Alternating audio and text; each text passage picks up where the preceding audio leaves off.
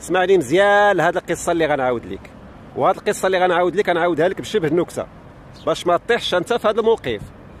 قال لك اسيدي واحد الراجل مشى للخدمه ديالو، هو يتصل بمراته قال لها مراتي العزيزه الله يجازيك بخير، راني عارض على والديا وعلى خوتي غيتغداو عندي، ووجدي لنا شي غدا وحطي لنا شي طبله تكون فاعله تركه كتحمر الوجه.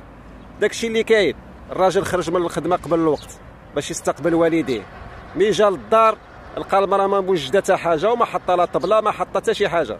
هو يستغرب وسولها، قال لها المراه ووالديا وخوتي قربوا يجيو وقيت الغدا هادي وانت شتك ما حاطه لا طبله ما موجده حتى شي حاجه. قالت له اش غنوجد؟ ما عندي ما نوجد، راه العدس اللي بقات البارح حطها لهم يحنجروها.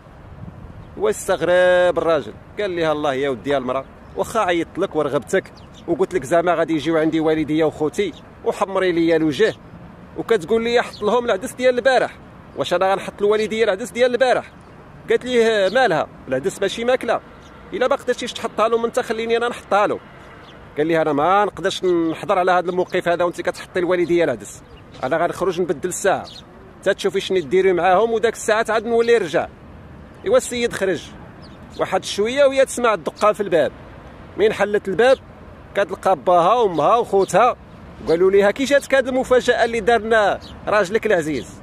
والسيده تصدمت، دخلاتهم للصالون وبقات كتدور في عينيها، دخلت للكوزينه واتصلت براجلها، عيات ما اتصل به والو واش بغى يجاوبها، بقات كتصل تجاوبها. قال لها ياك لاباس مراتي العزيزه؟ قالت له ويل يا راجلي العزيز، انت داير لي المفاجاه ديال والديا وخوتي وكتقول لي والديك وخوتك. وقال لها في كاين الفرق، راه بحال والديا بحال والديك، راه بحال.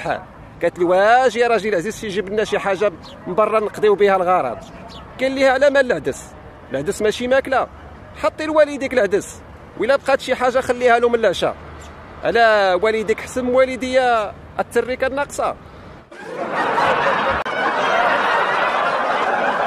خلاصه الامر بهذا الشيء هذا كيقول لك خذ العبره من الناس ولا تكن عبره للناس، وكما تدين تدان. بنادم يبدا يراعي شي شويه ويضرب الكلب ويقدروا في اللوجاد مولاه.